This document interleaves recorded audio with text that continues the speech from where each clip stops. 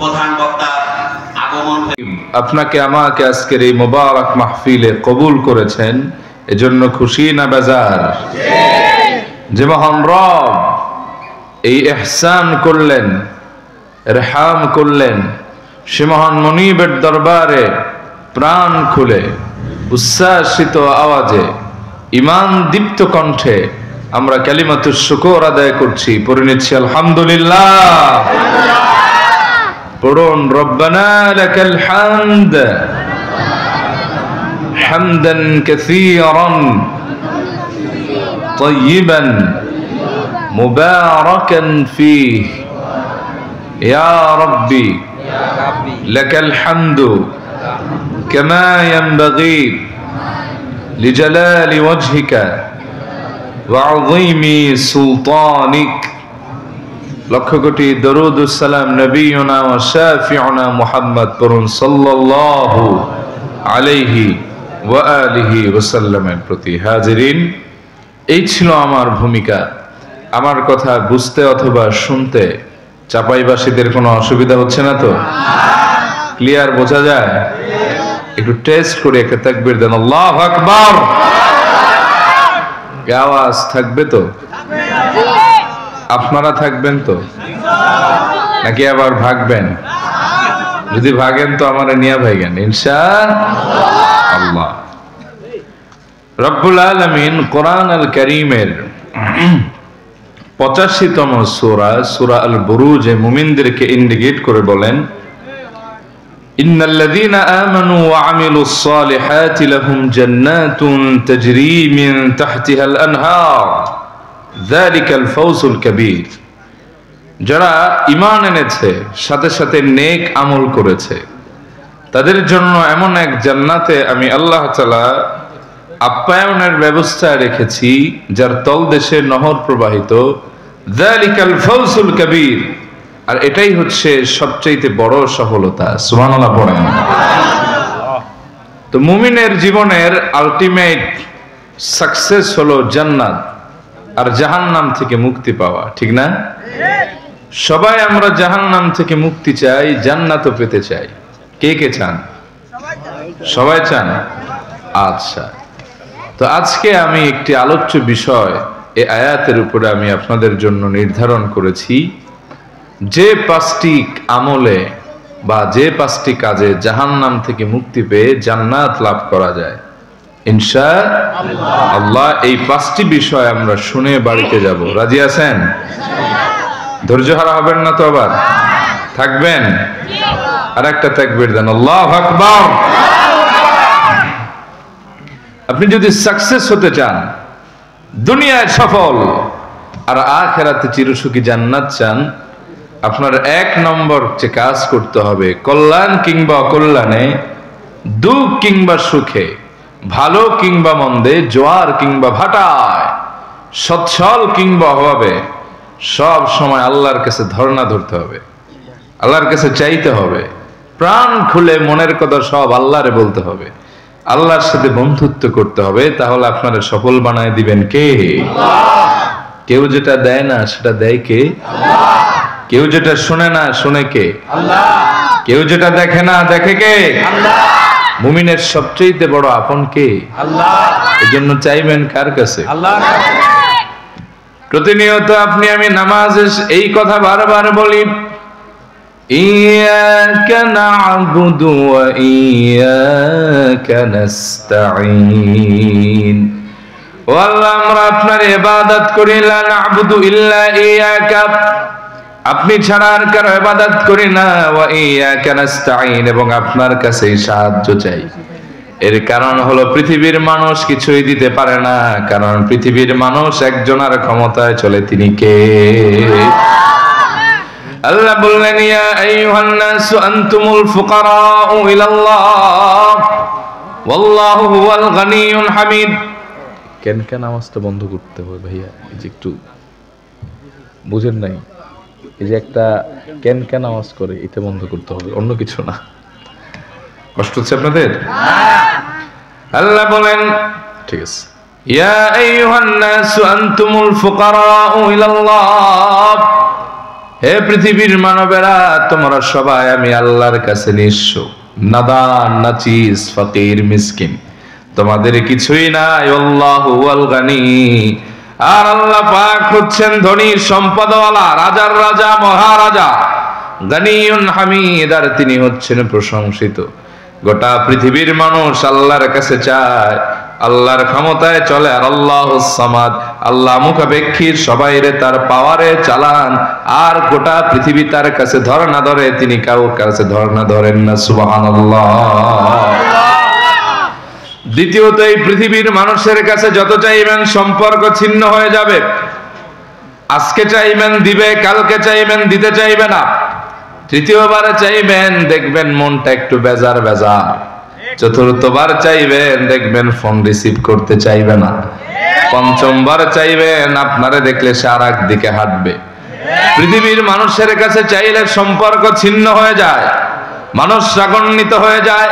কিন্তু আপনার আমার রব আল্লাহ হচ্ছেন সে আল্লাহ, মাল্লাম ইয়াসআলিল্লাহ ইয়াগদাব আলাইহি, যে আল্লাহর কাছে চায় না আল্লাহ তার উপর রাগান্বিত হয়ে যায়। আর যে আল্লাহর কাছে চায় তার সাথে আল্লাহর সাথে ঘনিষ্ঠ সম্পর্ক হয়ে যায়। এই পৃথিবীর মানুষ আপনার সাহায্য করতেও পারে, নাও পারে, কিন্তু আপনার ডিমান্ড ফুলফিল করার পরিপূর্ণ ক্ষমতা মানুষের নাই। এই পৃথিবীতে আপনি এমন এক টাইমে বিপদে পড়ছেন, যে টাইমে আপনার নেটওয়ার্ক নাই, যেই টাইমে ধরেন রাতের বেলা ডাকাতি ধরছেন, টাকা আছে, পয়সা আছে, কিন্তু আপনাকে প্রোটেকশন দেওয়ার কেউ নেই। অথবা আপনি কোন সমুদ্রের যাত্রা পথে এমন এক জায়গায় আটকে গেলেন, প্রশাসন আছে, পকেটে টাকাও আছে, পয়সাও আছে, বাঁচানোর কোনো লোক, কিন্তু সেই জায়গায় আপনারা বাঁচাইতে পারে কে? জোরে বলেন। পৃথিবীর মানুষকে আপনি চাইলে পেতেও পারেন, নাও পেতে পারেন, কিন্তু আল্লাহ তাআলা তিনি বলছেন, ওয়াকালা রাব্বুকুম উদউনি আস্তাজিব লাকুম, বান্দা আমি তোমার রব বলতেছি, আমারে ডাকো, যে কোনো প্রয়োজনে আমি তোমারে সাড়া দিয়ে দিব। সুবহানাল্লাহ। আল্লাহ অন্যত্র বলেন, ওয়া ইযা সাআলাকা ইবাদি আন্নী ফাইন্নী করিব উজিবু দাওয়াতাদ দাঈ ইযা দাআন। ও নবী, আমার বান্দারা আপনার কাছে জানতে চায় আমি আল্লাহ কোথায়। আপনি বলেন, আন্নী ফাইন্নী করিব, আমি তো বান্দার অতি নিকটেই। উজিবু দাওয়াতাদ দাঈ ইযা দাআন, বান্দা যখন আমারে ডাকে, আমারে স্মরণ করে, তৎক্ষণাৎ আমি বান্দার ডাকে সাড়া দিয়ে দে। আল্লাহ আপনার আমার কত কাছে। ওয়া নাহনু আকরাবু ইলাইহি মিন হাবলিল ওয়ারিদ, আপনার আমার ঘাড় যে রগের উপর দ্বারা দণ্ডায়মান স্থির, এই শাহ রগের চাইতেও কাছে। সুবহানাল্লাহ পড়েন। সুবহানাল্লাহ। তাহলে চাইবেন কার কাছে? আল্লাহর কাছে। এক আঙ্গুল উঁচা করে বলেন, চাইবেন কার কাছে? কেউ যেটা দেয় না, এটা দেয় কে? আল্লাহ। আল্লাহ বলছেন, আলাইসাল্লাহু বিকাফিন আবদা, আমি আল্লাহ কি আমার বান্দার জন্য যথেষ্ট নই? বলেন অবশ্যই যথেষ্ট। যে কোনো মুসিবতে, যে কোনো বিপদে আল্লাহ আপনারে বাঁচাতে পারেন, এই বিশ্বাস আছে? সবার আছে। তবে আমরা সাহায্য পাই না দুই কারণে। কয় কারণে? এক, আমাদের ইয়াকিন পরিপূর্ণ না। দুই নম্বরে আমরা আল্লাহ ছাড়া জাগতিক জিনিসে ভয় করি। যদি আপনি আল্লাহ ছাড়া কাউকে ভয় না করেন, আর আল্লাহর উপর প্রবল ঈমান এবং ইয়াকিন থাকে, যে কোনো মুসিবতে আল্লাহ তাআলা আপনাকে বের করে আনবেন। আল্লাহ বলছেন, ওয়া ইয়াত্তাকিল্লাহা ইয়াজআল লাহু মাখরাজা ওয়া ইয়ারযুকহু মিন হাইথু লা ইয়াহতাসিব। বান্দা, তুমি যদি আমারে ভয় করো, যে কোনো মুসিবত থেকে আমি তোমাকে বের করে নিয়ে আসব, এবং এমন জায়গা থেকে রিজিকের ব্যবস্থা করব যা তুমি বান্দা কল্পনাও করো নাই। সুবহানাল্লাহ। যে কোনো মুসিবতে যে আল্লাহ বান্দারে বাঁচায়, আমি একটা হাদিস ভিত্তিক ঘটনা আপনাদের শোনাই। কষ্ট হচ্ছে না তো? আল্লাহর হাবিবের প্রিয় সাহাবী, জলিলুল কদর সাহাবী, যার নাম যায়েদ ইবনে হারেসা রাদিয়াল্লাহু আনহু আরদা। তিনি আল্লাহর হাবিবের শুধু সাহাবী ছিলেন না, ছিলেন পালক পুত্রও বটে। মক্কা থেকে তায়েফ একবার সফর করলেন, পায়ে হেঁটে 80 মাইল দূর হলো মক্কা থেকে তায়েফ। প্রচন্ড ক্লান্ত হয়ে গেলেন, পরিশ্রান্ত হয়ে গেলেন, দুর্বল হয়ে গেলেন। সঙ্গে ছিল একজন সাথী। ওই সাথীরে তায়েব এসে বললেন, ভাই রে তুমিও ক্লান্ত আমিও ক্লান্ত, বহুত আর উইক, আমাদের একটু রেস্টের প্রয়োজন। সঙ্গী বলল, যায়েদ এই ধুধু মরুভূমির তায়েফের ভেতরে তুমি কোথায় বিশ্রাম নিবা? সাইয়েদনা যায়েদ বললেন, চলো একটা গুহা নির্বাচন করি, তালাশ করার পরে সেটারে ডেঞ্জার ফ্রি করি, এরপরে একটু ঘুমাবো, না হয় বিশ্রাম নিব, কি বলো? সঙ্গী বললেন, যায়েদ চমৎকার কথা বলেছে, এটা হলে তো ভালোই হয়। একটা গুহা তালাশ করে এটারে ডেঞ্জার ফ্রি করলেন, ক্লিন করলেন, এবারে বিশ্রাম নেয়ার পালা। সাইয়েদনা যায়েদ তার সঙ্গীরে বললেন, ভাই আগে আমি বিশ্রাম নিব নাকি তুমি বিশ্রাম নিবা? কে বিশ্রাম নিলে ভালো হয়? সঙ্গী বলল, যায়েদ ডোন্ট ওয়ারি, টেনশনের কোনো কারণ নাই, তুমি বিশ্রাম নাও, আমি তোমাকে পাহারা দিচ্ছি, তোমার ক্লান্তি কেটে গেলে আমাকে পাহারা দিও, আমিও একটু বিশ্রাম নিব। হযরত যায়েদ সঙ্গীর কথায় আশ্বস্ত হয়ে গুহার ভেতরে গিয়ে বিশ্রাম নিতে গিয়ে তন্দ্রাচ্ছন্ন হলেন। এক পর্যায়ে ঘুমায় গেলেন। ঘুম থেকে জেগে দেখেন সঙ্গী তার হাত পা বেঁধে ফেলেছে, খোলা একটা তরবারি নিয়ে মাথার কাছে দাঁড়ানো। হযরত যায়েদ অবাক চিত্তে বললেন, কি ব্যাপার, তুমি না রাসূলুল্লাহর সাহাবী? আমার দ্বীনি ভাই, তোমার না বিশ্বাস করে আমি ঘুমোতে গেলাম, তাহলে আমার হাত পা বাঁধলা কেন? তোমার হাতে তরবারি কেন? ওই সঙ্গী বলল, যায়েদ আসলে আমি তোমারে ধোকায় ফেলেছি, আমার চেহারাটা ইমানদারের, কিন্তু আমি অন্তরে কুফরি লালন করি, আমার 14 গোষ্ঠী হলো ইহুদি, আমি চেয়েছিলাম তোমার নবীরা হত্যা করতে, বারবার প্ল্যান আমার মিস হয়েছে, এবার তোরে মারার চেষ্টা করতেছি। সাইয়েদনা যায়েদ বললেন, তোমার সঙ্গে তো আমার কোনো দ্বন্দ্ব নাই, মনোমালিন্য নাই, ঝগড়া নাই, আমারে মারলে তোমার কি ফায়দা হবে? লিমা তাকতুলুনি, কেন আমারে হত্যা করবা? আমারে মারলে তোমার লাভ কি? ওই সঙ্গী মুনাফিক বলল, যায়েদ ইন্নী আ'লামু আন্না মুহাম্মাদান সাল্লাল্লাহু আলাইহি ওয়া আলিহি ওয়াসাল্লাম ইউহিব্বুক ওয়া আনা উবগিদুক। যায়েদের আমি জানি আল্লাহর হাবিব তোমার হৃদয় দিয়ে বড় ভালোবাসেন, আর আমি তোমার নবীর সঙ্গে শত্রুতা পোষণ করি, তোমারে মারলে তোমার নবী ব্যথা পাবেন, তার হৃদয়টা ভেঙে যাবে, সে দুঃখ পাবেন, তার দুঃখ দেখে আমি আনন্দিত হব। জোরে কন্যা নাউজুবিল্লাহ। হযরত যায়েদ দেখলেন নির্জন গুহায় একাকী এক জায়গায় তিনি পড়ে আছেন, কেউ তারে বাঁচাতে আসবে না, সাহায্যের সব দরজা তার জন্য বন্ধ হয়ে গেছে, দুনিয়ার কেউ তারে বাঁচাবে না। চাঁপাইনবাবগঞ্জের মুসলমান ইমানে আওয়াজ দিয়ে বলেন, পৃথিবীর সবার সাহায্যের দরজা বন্ধ হলেও একজনের দরজা কোনোদিন বন্ধ হয় না, তার নাম কি? হযরত যায়েদ চূড়ান্ত মুসিবতে ভয় না পেয়ে, বিচলিত না হয়ে, আল্লাহর উপর ইয়াকিন আর ঈমান রেখে চেহারাটা গুহার ভেতর থেকে আকাশের দিকে তাকালেন, ঘুরায় দিয়ে আল্লাহর একটা ডাক দিলেন, গিসনি ইয়া রহমান, হে রহমান আমি বিপদে পড়ে গেছি, আপনি ছাড়া আমার কেউ সাহায্যকারী নাই, ও রহমান আপনি আমার সাহায্য করেন আর বিপদ থেকে বাঁচান। দুলক ভুলক ছাড়িয়ে 7 আসমান পাড়িয়ে সিদরাতুল মুনতাহার 70,000 নূরের পর্দা ভেদ করে হযরত যায়েদের এই ডাক আরশ আজিম পর্যন্ত পৌঁছে গেছে। ওই মুনাফিক যেই না তার খোলা তরবারি নিয়ে গুহার ভেতরে প্রবেশ করে হযরত যায়েদকে হত্যার মনস্থ করলো, ট্রাই করলো ফার্স্ট টাইম, যেই না গর্দানে আঘাত করবে ঠিক তৎক্ষণাৎ বাহিরে বিকট আওয়াজ এলো, কে যেন ডাক দিয়ে ধমক দিয়ে বলল, ইয়া মুনাফিক লা তাকতুলহু, হে মুনাফিক তুমি যাকে হত্যা করতে চাও তাকে তুমি হত্যা করো না। সুবহানাল্লাহ কইবেন না? মুনাফিক ভয় পেয়ে গেলেন, ভীত সন্ত্রস্ত হয়ে পড়লেন, বাহিরে আসছেন যে কে আমারে ডাক দেয় দেখে আসি, আগে এইটার খেলা ফাইনাল, তারপর এটারে ধরবো। এসে দেখেন সফান সফা, পুরা জমিনটাই ফাঁকা। আচ্ছা ভাই, কেউ যদি এরকম হত্যার কাজ করে আর কেউ যদি এতে দেখে ফেলে, তার ভয় বাড়বে না কমবে? দ্বিতীয়বার ভিতরে আসলেন, যেই না তরবারি হাতে হযরত যায়েদকে হত্যার প্রচেষ্টা চালালেন, বাহিরে আবার বিকট আওয়াজ এলো, কে যেন ধমক দিয়ে বলল, ইয়া মুনাফিক লা তাকতুলহু আবাদা, হে মুনাফিক, তুমি যাকে হত্যা করতে চাও কখনোই তাকে তুমি হত্যা করো না। সুবহানাল্লাহ পড়েন। এবার তিনি আরো ঘাবড়ে গেলেন, বাহিরে আবার আসলেন, দেখেন পুরা জমিনটা ফাঁকা পড়ে আছে, কেউ নাই। আচ্ছা ভাই, একাকী নিরিবিলি কোন এক নির্জন রাস্তায় যদি আপনি চলেন, কেউ যদি 2-3 বার আপনারা ডাক দেয়, চারদিকে ঘুরে যদি তারা না দেখেন, ভয় কি কমবে না বাড়বে? কানে আঙ্গুল দিয়ে আর চক্ষু বন্ধ করে দৌড় দেওয়ার মতো অবস্থা হবে, ঠিক না? মুনাফিক ভয় পাচ্ছে, কিন্তু হত্যার নেশা তার প্রবল। তৃতীয়বার যেই না গুহার ভেতরে তরবারি নিয়ে ঢুকলো, হযরত যায়েদের গর্দান ফেলে দিবে চূড়ান্ত মনস্থ করলো, ঠিক তৎক্ষণাৎ বাহিরে বিকট আওয়াজ এলো।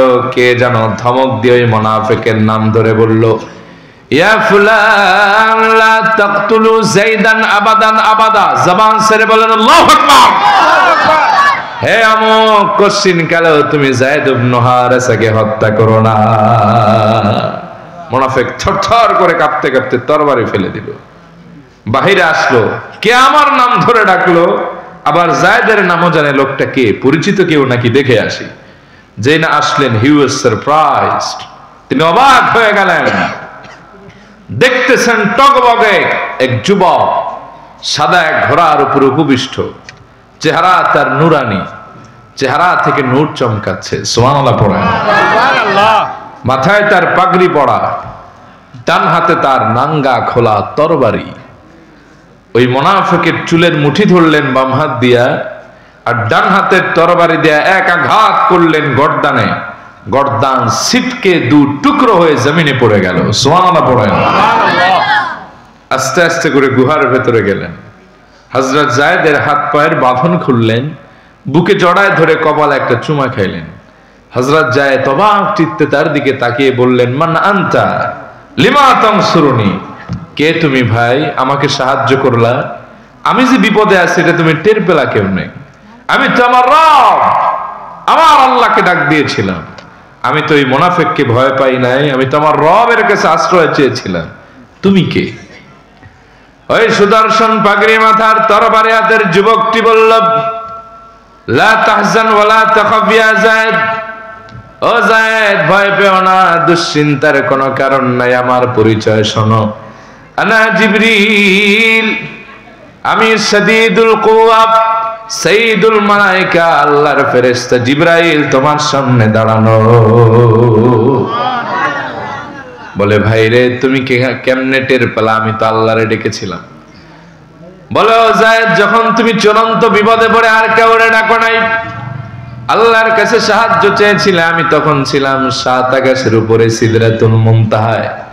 রহমান বলে যখন ডাক দিয়ে সাহায্য চাইলা, আল্লাহ আমারে বললেন, জিবরিল এই মুহূর্তে তায়েফের ময়দানে যাও। আমার যায়েদ বিপদে পড়ে আমার কাছে সাহায্য চেয়েছে, রহমান বলে ডাক দিয়েছে, আমি আল্লাহর জন্য আবশ্যক হয়ে গেছে তাকে সাহায্য করা। ও ভাই যায়েদ, আমি দেখলাম 7 আসমানের উপর থেকে যদি তোমারে এসে বাঁচাই, মুনাফিক হত্যা করে ফেলবে। এজন্য প্রথম ধমক দিলাম 7 আকাশের উপরে সিদরাতুল মুনতাহায় বসে। দ্বিতীয় ধমক দিলাম 4র্থ আসমান, ওফি রিওয়ায়াত প্রথম আসমানে বসে। আর তৃতীয় ধমক দিয়ে মুনাফিকের গর্দান উড়াই দিলাম তোমার সামনে তায়েফের ময়দানে বসে। চিল্লা এখন সুবহানাল্লাহ। ওই আল্লাহ আছে না না? আল্লাহ বলেন, আলাইসাল্লাহু বিকাফিন আবদা, আমি কি আমার বান্দার জন্য যথেষ্ট নই? সুবহানাল্লাহ কইতে মন চায় না? আল্লাহ বলেন, ওমাই ইয়াতাওয়াক্কাল আলাল্লাহ ফাহুয়া হাসবু, যে ব্যক্তি আমি আল্লাহর উপর ভরসা করে, আমার উপর ডিপেন্ডেন্ট হয়, আমার অভিভাবক বানায়, যে কোনো মুসিবতে আমি আল্লাহই তার জন্য যথেষ্ট। চিল্লা এখন ঠিক কি না? কিন্তু আমরা তো আল্লাহর কাছে যাই না, ঠিক না?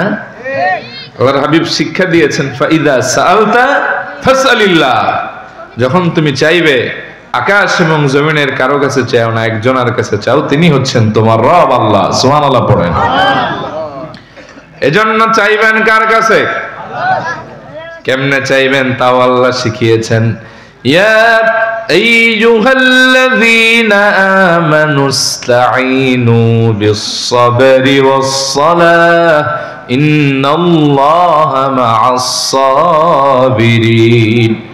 ও ইমানদারেরা, আমার কাছে দুইটা মাধ্যমে চাও। এক নম্বরে নামাজের মাধ্যমে, দুই নম্বরে ধৈর্যের মাধ্যমে। মনে রেখো, ইন্নাল্লাহা মা'আস সাবিরিন, আমি আল্লাহ ধৈর্যশীলদের সাথেই আছি। আমরা যখন বিপদে পড়ি ডাক্তারের উপর ডিপেন্ডেন্ট হই, পীরের কাছে ডিপেন্ডেন্ট হয়, এরকম আছে না? আবার একটুখানি বিপদে পড়লে মাজারে মাজারে দৌড়া, এরকম আছে না? না, কিন্তু দৌড়ানো দরকার ছিল আগে মসজিদে যায় নামাজে, ঠিক কি না? কারণ পৃথিবীতে সবাই আপনারে ফিরায় দিবে, আল্লাহ কখনো ফিরায় দেয় না। সুবহানাল্লাহ পড়েন। মিশকাতুল মাসাবির হাদিস, ইমাম তিরমিজি একই হাদিস এনেছেন। সাহাবীদের জুতার ফিতাটা ছিঁড়ে গেলেও তারা নামাজের মাধ্যমে আল্লাহর কাছে চাইতেন। আর আমরা এত বিপদে পড়ি কিন্তু আল্লাহর কাছে চাওয়ার অভ্যাসটা আমাদের নাই, এজন্য আমরা সাহায্য পাই না, ঠিক কিনা? বিপদে পড়লে আল্লাহর মনে থাকে না, এরকম আছে না? সন্তান হয় না, মাজারে মাজারে দৌড়ায়, সন্তান হয় না, তাবিজ কবজের আশ্রয় নেয়, ভালো কথা। কিন্তু তাদের যদি বলা হয় 1000 লোককে কয়দিন তাহাজ্জুদের নামাজ পড়েছো রাত্রি জাগরণ করে, 1000-এ 5 জনও পাবেন না, ঠিক না বে ঠিক? অথচ আল্লাহর হাবিবকে প্রশ্ন করা হয়েছে, এই দোয়া ইয়াসমা, কোন দোয়া কবুল হয় নবী? নবীজি বলেছেন, 2 সময়ের দোয়া বুলেট মিস হয়, মাগার দোয়া মিস হয় না। সুবহানাল্লাহ। সুবহানাল্লাহ। 1 নম্বর দুবুরাস সালাওয়াতিন মাকতুবাত, ফরজ নামাজের পরের দোয়া। আরেকটা হলো জাওফাল লাইলিল আখির, শেষ রাতের দোয়া, তাহাজ্জুদের দোয়া। এই 2 সময় যেই ব্যক্তি দোয়া করে তার দোয়াটা কবুল করে নেয় কে? আমাদের ইয়াকিন ঠিক নাই। আচ্ছা, যাদের বাচ্চা নাই এদের মনে তো খারাপ লাগা থাকতেই পারে, তবে আপনার এই খারাপ লাগাটা ভালো লাগায় পরিবর্তন করেন সিজদার দ্বারা, তাহাজ্জুদের দ্বারা, দান সৎকার দ্বারা, আল্লাহর কাছে চাওয়ার দ্বারা। আচ্ছা ভাই, বুঝে থাকলে বলবেন, আদম আলাইহিস সালামের বাপ মার নাম কি? কোন? অনেকে কনফিউজড। এই নাই শব্দটা কইলে এত ভয় পাইলে হবে? জোরে কোন আছে? আল্লাহ বলছেন, ইন্নী খালিকুম বাশারাম মিন তিন, আমি আদমরে বানাইছি মাটি দিয়া। সুবহানাল্লাহ কোন। তার বাম পাজরের হাড় দিয়া বানাইছেন তার বউ হাওয়া, আমাদের বিশ্বমাতা। আবার সাইয়েদানা ঈসার বাপের নাম কি পারলে কোন? আছে? আল্লাহ যদি বাপ মা ছাড়া আদমরে বানাতে পারেন আলাইহিস সালাম, আবার যদি বাপ ছাড়া সাইয়েদানা ঈসারে দুনিয়া আনতে পারেন, এক বুড়া আর এক বুড়ি বন্ধা দিয়া যদি রব্বুল আলামিন সাইয়েদানা ইয়াহইয়ারে দুনিয়া আনতে পারেন, মুসলমান আওয়াজ দিয়ে বলো, তোমারে আমারে ওই আল্লাহ সন্তান দিতে পারে কি পারে না? সাইয়েদানা ইয়াহইয়া পৃথিবীতে আসলেন, তার বাপ দোয়া করছেন, রব্বি লা তাযরনি ফারদাও ওয়া আনতা খায়রুল ওয়ারিসিন, আল্লাহ আমার আপনি একা রাখেন না, আপনি আমার উত্তম ওয়ারিস, আমার কোনো ওয়ারিস নাই। দেখছেন নবীদের দোয়ার সিস্টেম, আজীবন দোয়া করছেন, কবুল হলো এমন সময় কোরআনে আসছে, ওয়াস্তাআলার রাসু শাইবা আমরাতি আকারা, আমার মস্তি অস্থি মজ্জা এগুলো দুর্বল হয়ে গেছে, ঠিকঠাক দাঁড়াতে পারি না, চলতে পারি না, দাড়ি মোজ পেকে সাদা হয়ে গেছে। কোন কোন তাফসিরে আসছে ওনার বয়স ছিল 120, কেউ বলছেন 80, কেউ বলছেন 100, আর ওনার স্ত্রীও বুড়ি আবার বন্ধা। আল্লাহ বললেন, ইয়া ইয়াহইয়া ইয়া জাকারিয়া ইন্না নুবাশশিরুকা বিগুলামিন ইসমুহু ইয়াহইয়া। সুবহানাল্লাহ পড়েন। সুবহানাল্লাহ।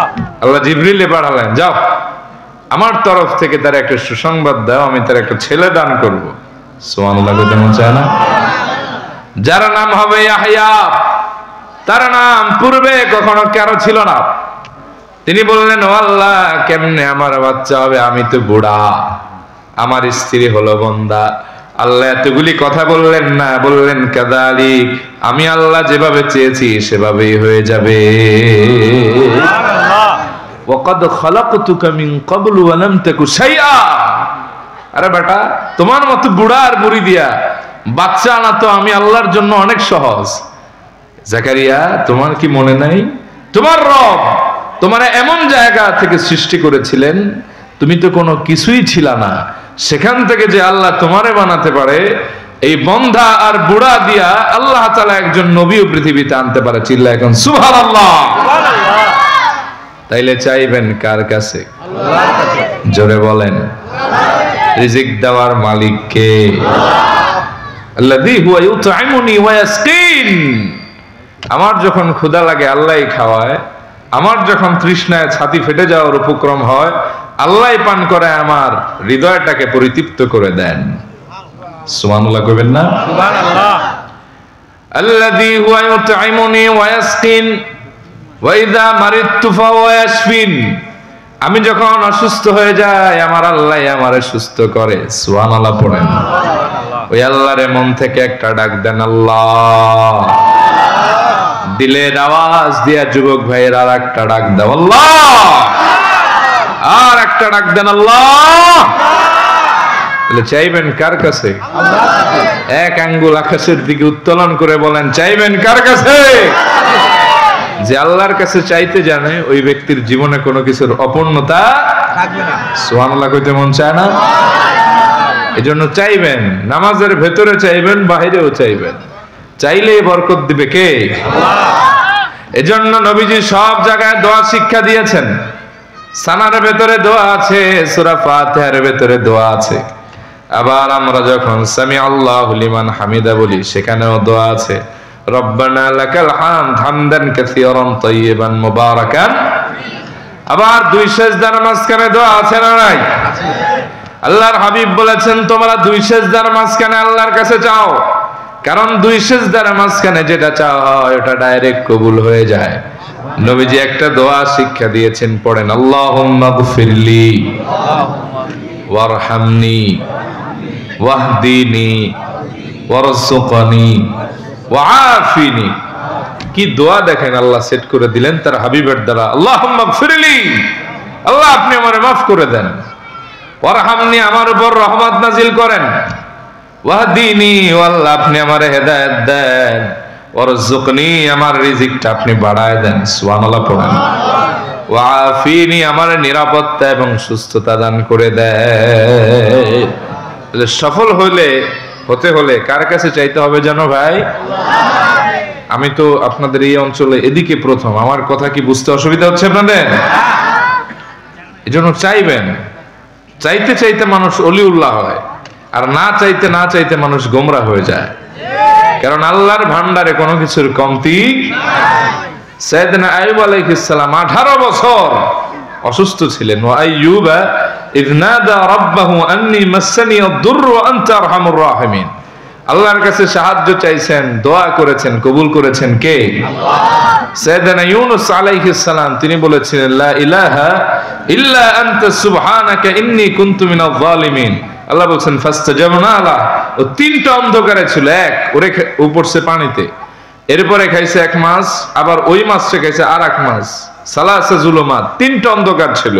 সেখান থেকে যখন সে ডাক দিল আল্লাহ তাআলা বলেন ফাস্তাজাবনা লা, আমি তার ডাকে সাড়া দিয়ে দিলাম। সুবহানাল্লাহ বলেন।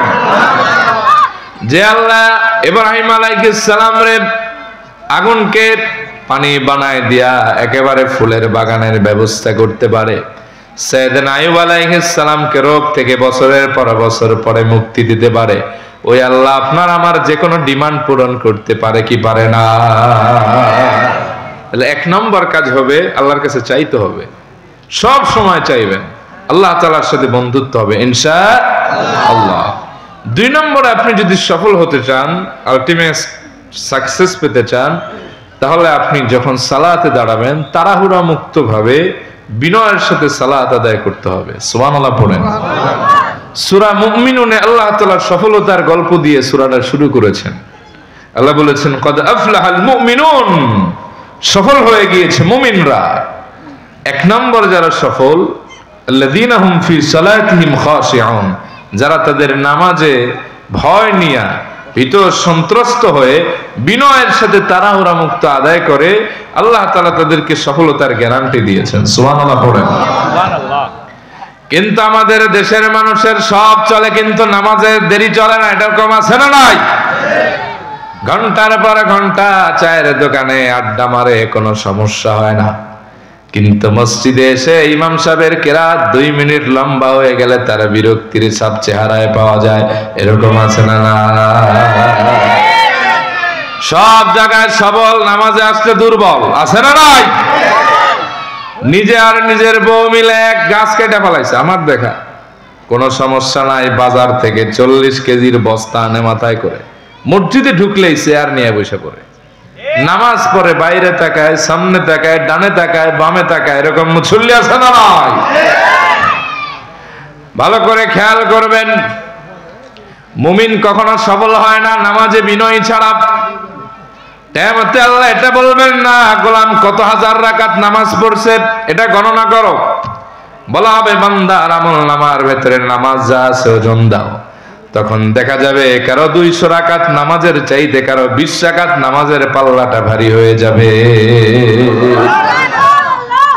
হুজুরে আলোচনা করতেছিলেন ইন্নাস সালাতা তানহা আনিল ফাহশাই ওয়াল মুনকার, নিশ্চয় নামাজকে অশ্লীল খারাপ কাজ থেকে হেফাজত করে।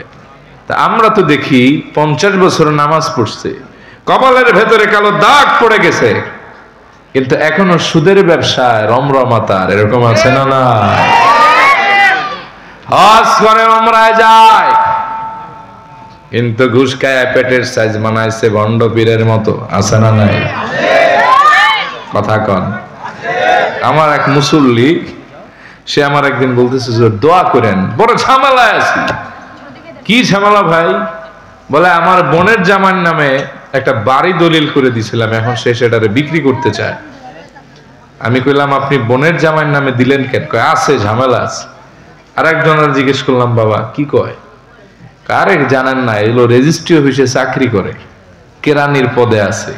কয় ঘুষ খাইয়া টাকা যা কামাইছে থোয়ার জায়গা নাই, মানুষে সেটেলমেন্ট দিয়া কামাইছে, এখন রেট দেওয়ার ভয়ে বোন জামাইয়ের নামে বাড়ি দিছিল, সম্পর্ক খারাপ, এখন বাড়ি বেচতে চায়, তাই দোয়া চাইতেছে। এরকম লোক আমাদের সমাজে আছে না নাই?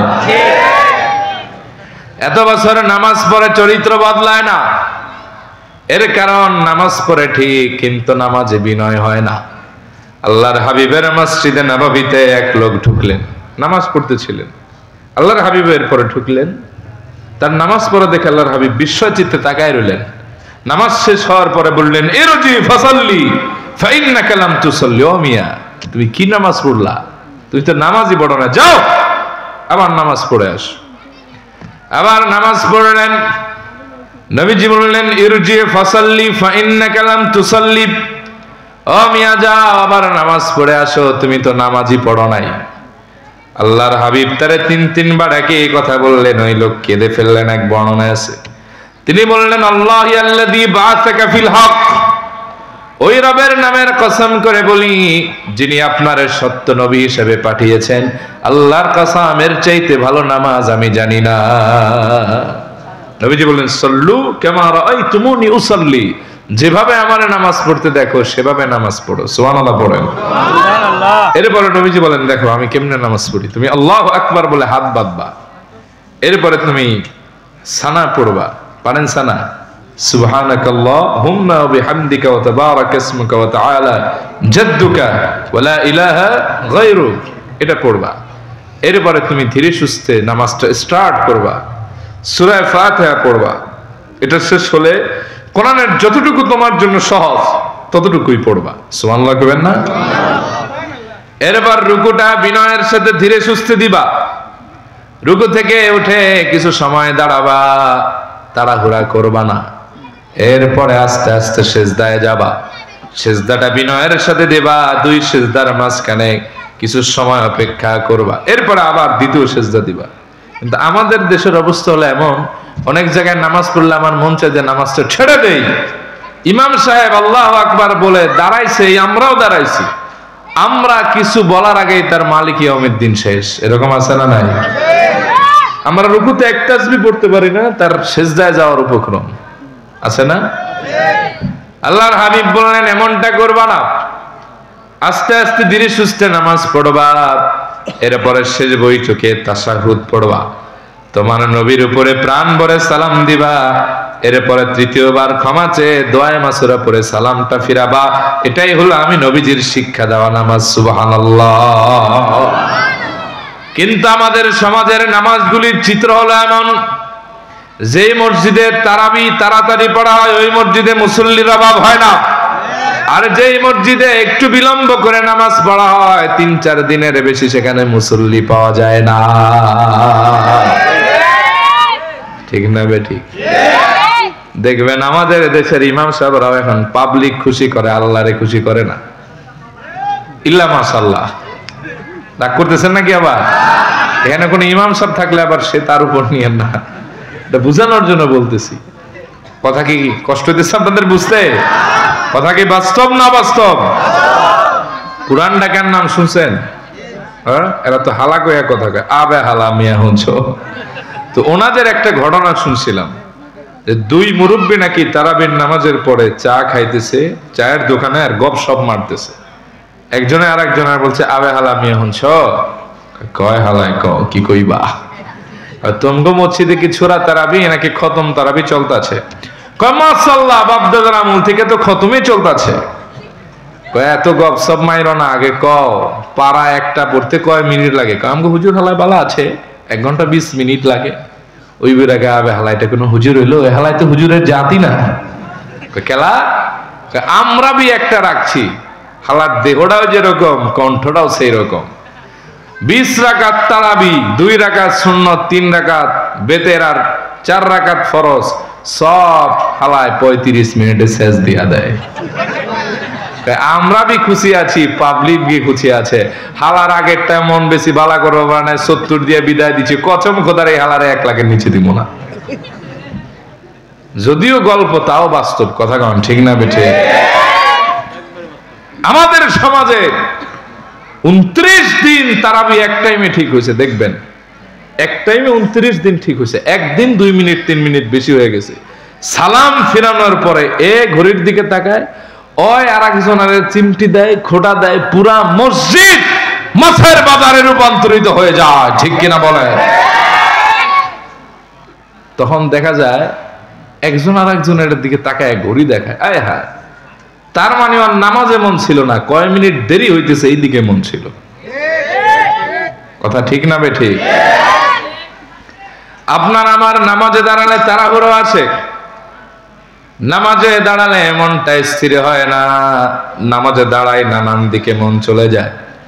আর সাহাবীরা 1 টানা 2 টানা 3-3টা তীরবিদ্ধ হয়েছেন, তাও নামাজ ছাড়েন নাই। সুবহানাল্লাহ।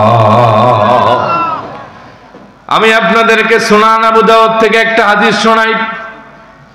আল্লাহর হাবিবের হিজরতের 6ষ্ঠ বছরে, কোন কোন রিওয়ায়াতে আছে 7ম বছরে, আল্লাহর হাবিব সাহাবীদের ভেতরে থেকে মাত্র 400, কোন কোন রিওয়ায়াতে 700 সাহাবীদেরকে নিয়ে একটা যুদ্ধ করলেন। যুদ্ধের নাম যাতুর রিকা। 2 উপত্যকার মাঝখানে যুদ্ধটা হয়েছে। আল্লাহর হাবিব নিজে যুদ্ধে উপস্থিত ছিলেন। ওই যুদ্ধে একজন সাহাবীর হাতে এক কাফেরের স্ত্রী আহত হয়। তবে উসদুল গাবা ফি মারিফাতিস সাহাবা আসমাউর রিজালের কিতাব, এই কিতাবে আছে না, নিহত হয়ে যায়। ওই কাফের স্ত্রী হত্যার অথবা অপমানের বদলা নেওয়ার জন্য প্রতিজ্ঞাবদ্ধ হয়, যতক্ষণ আল্লাহর হাবিবের সাহাবীদের রক্তপাত না ঘটাবো, 1 ঢোক পানি পান করব না, খাবার খাবো না, চুল আঁচড়াবো না, এই চেহারাও কাউকে দেখাবো না। যুদ্ধ শেষ হয়ে গেল। নবীজি আমার বীরের বেশে মদিনাতুল মুনাওয়ারার দিকে রওনা করলেন। পথিমধ্যে রাত গভীর হয়ে গেল। আমার নবীজির আদত মুবারক ছিল গভীর রাতে আল্লাহর হাবিব মদিনা মুনাওয়ারায় প্রবেশ করতেন না। সাহাবীদেরকে বললেন, সাহাবীরা এই জায়গায় রাত্রি যাপনের ব্যবস্থা করো, তাঁবুর ব্যবস্থা করো, খাবারের আয়োজন করো, সকালে আমরা রওনা দিব। সব কমপ্লিট হয়ে গেল। এবার নবীজি বললেন, সাহাবীরা তোমাদের মাঝে আল্লাহর এমন একজন গোলামকে আমি দেখতে চাই যে সারা রাত এই কাফেলার পাহারাদার হবা। কে আছো আল্লাহর দিনের পাহারাদার হতে চাও? দাঁড়াও। এই কথা বলতেই হযরত আব্বাদ ইবনে বিশর আল আনসারী তিনি দাঁড়ায় গিয়েছে। তিনি বললেন, লাব্বাইক ইয়া রাসূলুল্লাহ, ও আল্লাহর হাবিব আপনি অনুমতি দিলে আমি দাঁড়াতে চাই। সুবহানাল্লাহ কইবেন না? ওনারে দেখে আর একজন দাঁড়িয়েছে পেছন থেকে, তার নাম আম্মার বিন ইয়াসির, মুহাজির সাহাবী, ইসলামের প্রথম শহীদ, হযরত সুমাইয়ার সন্তান। নবীজিকে বললেন, ও নবী আমিও দাঁড়াতে চাই। নবীজি বললেন, ওকে তোমরা দুইজন পাহারা দাও, আমরা ঘুমোতে গেলাম। এবার দুইজন দাঁড়িয়ে দাঁড়িয়ে এক ভাই আর এক ভাইকে বলতে লাগলো, ভাইরে রাত অনেক লম্বা, একত্রে যদি পাহারা দেই, রাতের বেলায় পাহারা তো ঠিক দিব, কিন্তু সকালে মদিনায় যেতে কষ্ট হবে। তার সাথে একটা কাজ করি, রাতকে দুই ভাগ করি, এক ভাগে তুমি পাহারা দাও, আমি ঘুমাই, আবার আমি যখন পাহারা দিব তুমি মন করে ঘুমায়ও। হযরতে আব্বাস বললেন, ইয়া আম্মার আইয়ুল লাইলিন আহাব্বু ইলাইক, রাতের কোন অংশ তোমার ভালো লাগে আম্মার, আমি তোমাকে সেটা ছেড়ে দিলাম, হয়তো পাহারা দাও, না হয় ঘুমাও। হযরতে আম্মার বললেন, আব্বা প্রথম অংশে আমি একটু ঘুমোতে চাই, তুমি পাহারা দাও, দ্বিতীয় অংশে আমি তোমারে পাহারা দিব, তুমি মন ভরে ঘুমায়ো। হযরতে আব্বাদের পাহারা স্টার্ট হয়ে গেল, পাহারা দিতে লাগলেন। আস্তে আস্তে রাত গভীরতায় গড়াতে লাগলো। নিসফুল লাইল যখন অতিক্রম হয়ে গেল, হযরত আব্বা চিন্তা করলেন, আয় হায়, সময়টা হলো তাহাজ্জুদের, আল্লাহর সঙ্গে সম্পর্ক জুড়বার। শুধুমাত্র তাহাজ্জুদ পাহারা দিলে আমার পাহারার হক আদায় হবে, তার চাইতে আমি এই সময় দাঁড়ায় দাঁড়ায় সালাত আদায় করি, কোরআন কারীম থেকে তেলাওয়াত করি, তাহাজ্জুদ পড়ি, পাহারার হক আদায় হবে, তেলাওয়াতের তৃষ্ণাও মিটবে, আর আল্লাহর সঙ্গে তাহাজ্জুদ পড়ে আমার সম্পর্কটা গভীর হয়ে যাবে। এইভাবে হযরত আব্বাস আল্লাহু আকবার বলে সালাতে দাঁড়ালেন। কণ্ঠস্বরকে উন্মোচন করে ঊর্ধ্বগামী করে সূরা কাহফ তেলাওয়াত করতে লাগলেন।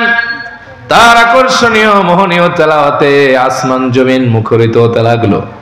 বুখারীর বর্ণনা এসেছে, একবার তিনি নবীজিকে তেলাওয়াত শুনিয়ে পাগল পারা বানিয়ে দিয়েছিলেন। সুবহানাল্লাহ। আম্মা জান আয়েশার হুজরায় নবীজি আরাম ফরমাচ্ছিলেন, আম্মা জান আয়েশার উরু মুবারাকের উপর মাথা মুবারক রেখে।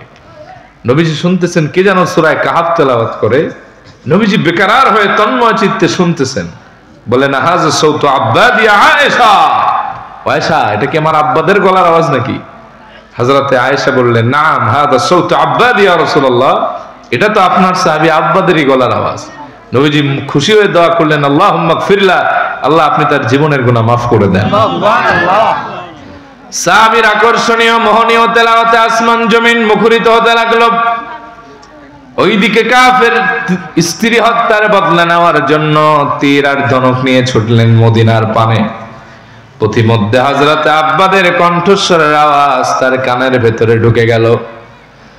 ওই কাফের স্তব্ধ হয়ে দাঁড়িয়ে রইলেন, বিচক্ষণতার সাথে ভাবতে লাগলেন, এখান থেকে তো কোরআন তেলাওয়াতের আওয়াজ কখনো আসে না, মরুভূমি তো এখানে, তাহলে আমার মন বলে রাত গভীর হওয়ার কারণে নবীজি মদিনায় যায় না, সাহাবীদের নিয়ে এখানে আছে, আমার জন্য সুযোগটা ভালো হলো, মন খুলে স্ত্রী হত্যার বদলা নিব আর সাহাবীদেরকে রক্তাক্ত করব। জোরে কন্যা উযবিল্লাহ। ওই কাফের তীর আর ধনুক নিয়ে হযরত আব্বাদের কণ্ঠস্বরকে লক্ষ্য করে সামনে এগোতে লাগলেন। প্রচন্ড অন্ধকারে কেউ কাউরে দেখে না। ওই বিচক্ষণ চালাক কাফের হযরত আব্বাদের কণ্ঠস্বরকে লক্ষ্য করে তার ধনুক থেকে একটা তীর ছুঁড়ে মারলেন। এই তীরটা অব্যর্থভাবে নির্ভুলভাবে এসে সরাসরি হযরত আব্বাদের সিনার ভেতরে ঢুকলো। এক পাশ থেকে আর এক পাশে তীরটা বের হয়ে গেল। লাম ইয়াতাহাররাক ওয়া লাম ইয়াকতাইস সালাহ। বিষাক্ত তীর রাসূলুল্লাহর সাহাবীর বুকটা ঝাঁঝরা করে দিলেন, তাও সাহাবী নামাজ ছাড়লেন না, ডানে বামেও তাকালেন না, তেলাওয়াত বন্ধ করেন নাই। সুবহানাল্লাহ। কাফের অবাক হয়ে ভাবতে লাগলেন, যেই তীর আমি মারলাম, আমার তো মন বলে তীর লেগেছে, কিন্তু লাগার তো কোনো নমুনা আমি পাচ্ছি না, তেলাওয়াত তো বন্ধ হবে, নামাজ তো ছেড়ে দিবে, যেহেতু তেলাওয়াত চলমান, নামাজও চলমান, তীর মনে হয় লাগে নাই, আর একটা তীর মারলেন খোবে। এই তীরটাও এসে হযরত আব্বাদের সিনার ভেতরে ঢুকলো, এক পাশ থেকে আর এক পাশে বের হয়ে গেল। লাম ইয়াকতা ওয়া লাম ইয়াতাহাররাক ওয়া হুয়া কানা ইউসাব্বিতু ফিস সালাত। বিষাক্ত তীর রাসূলুল্লাহর সাহাবীর বক্ষটা ঝাঁঝরা করে দিল, রক্তে গোটা শরীরটা স্নান করালো। তাও রাসূলুল্লাহর সাহাবী এক চুল নড়লেন না, ডানে বামেও তাকালেন না, নামাজও ছাড়লেন না, আগের মতোই আল্লাহর সামনে দাঁড়ায় রইলেন। সুবহানাল্লাহ। কাফের ভাবতে লাগলেন একটা না দুইটা তীর মারলাম, মাঝে মাঝে মনে হয় তীর লেগেছে, আবার মনে হয় লাগে নাই, 50-50 চান্স। তীর লাগলে তো নামাজ ছাড়বে, নামাজ কেন ছাড়ে না? এই ভেবে ক্ষুব্ধ তৃতীয় তীরটা আবার মারলেন। এই তীরটাও হযরত আব্বাদের সিনার ভেতরে ঢুকলো, কলিজাটা ছিদ্র করে বের হয়ে গেল। আল্লাহু আকবার, আল্লাহু আকবার। সাহাবী তাও নামাজ ছাড়লেন না, ইতমিনানে কলবের সঙ্গে ধীরে সুস্থে নামাজটা শেষ করলেন, দুদিকে সালাম ফিরালেন। পাশের ঘুমন্ত সাহাবী হযরতে আম্মার বিন ইয়াসিরকে ডাক দিয়া বললেন, ভাই আম্মার, জলদি জাগো, দেখো আমার কি হয়েছে ভাই। আমার মন বলতেছে আমি আর বেশিক্ষণ তোমাদের মাঝে থাকবো না, অল্প কিছুক্ষণ পরে আল্লাহর সাক্ষাতে পরপারে চলে যাব। চারদিকে শোরগোল পড়ে গেল, সাহাবায়ে কেরাম জেগে গেলেন।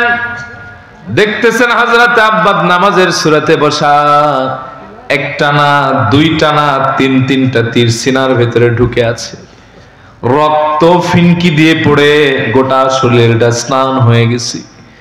সাহাবীরা বললেন, ভাই আব্বাদ, তোমাকে না দায়িত্ব দিয়েছিলাম পাহারার, তীর লাগলো কেমনে? আর 3টা তীর লাগলো কেন? হযরত আব্বাদ বললেন, সাহাবীরা, গভীর রাতে চিন্তা করলাম পাহারা দিলে পাহারার হক আদায় হবে, তার চাইতে তাহাজ্জুদ পড়ি, আল্লাহর সাথে সম্পর্ক বাড়বে, কোরআন তেলাওয়াতের মজাও পেয়ে যাব, পাহারার হক আদায় হবে। সাহাবীরা বললেন, আরে আব্বা, প্রথম তীরটা যখন লাগলো নামাজ তো ছেড়ে দিতে পারতে, তাহলে তো আর বাকি 2টা তীর লাগতো না, কেন নামাজ ছাড়লা না? এই পাগলামি করলা কেন? হযরত আব্বাদ বললেন, সাহাবীরা, কাবার মালিক আল্লাহর নামের কসম করে বলি, শোনো, খোলা আসমানের নিচে গভীর রাতে রাসূলুল্লাহর নূরময় কদম মোবারকের পাশে দাঁড়িয়ে সালাত আদায় করে এত মজা পাচ্ছিলাম, কোন ফাঁকে যে আমার বুকের ভেতরে 3টা তীর ঢুকলো, একটু ব্যথাও পাই না, বিন্দু মাত্র কোনো অনুভবের সৃষ্টি হয় না। সুবহানাল্লাহ।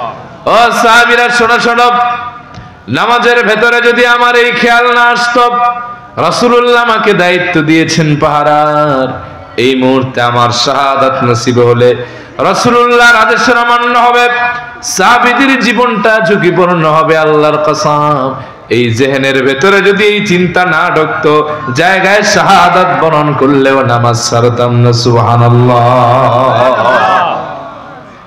সাহাবী 3টা তীর খেলেন, নামাজ ছাড়লেন না।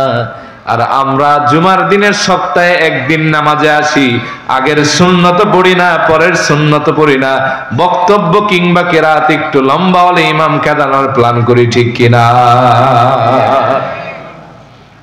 গোটা দুনিয়া আপনার ভালো লাগে, মসজিদ ভালো লাগে না, নামাজ ভালো লাগে না, বুঝতে হবে আপনার দিলে নেফাকের রোগ ঢুকছে, মুনাফিকের আলামত আছে, ঠিক কিনা বলেন?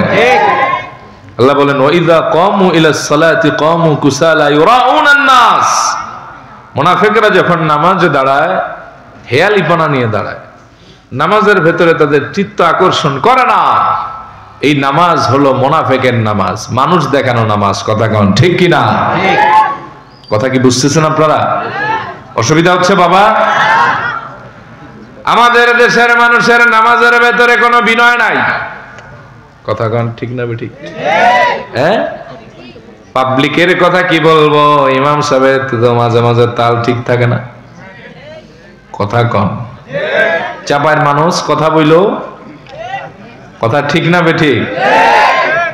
একবার আমি এক জায়গায় নামাজ পড়তে গেলাম, সালাতুল আসর, ফরজ কারাকাত, ইমাম সাহেব ভুলে 6 রাকাত পড়ে ফেলছে। তো 4 রাকাতের সময় যখন আবার দাঁড়াইতেছে, আমি এক কর্নার থেকে বললাম, আল্লাহু আকবার। কেউ দেখি আর তেমন কিছু কয় না, ভাবলাম খাইছে, তার মনে হয় আমারই ছিঁড়ছে, চাইপা যাই। দিলের ভিতরে একটা কেমন যেন আনচান করতেছিল, খটকা লাগতেছে। নামাজ শেষে ইমাম সাহেবরে গিয়ে বললাম, হুজুর বেয়াদবি নিয়ে না, নামাজ কয় রাকাত পড়ছি? 4 রাকাত না 6 রাকাত? এই মালের বাড়ি আবার বরিশাল, কয় হ্যাঁ তো আমি বলতে পারবো না কয় রাকাত পড়ছি। কথা তো ঠিকই, কইতে পারলে তার পেছ লাগাইতো না।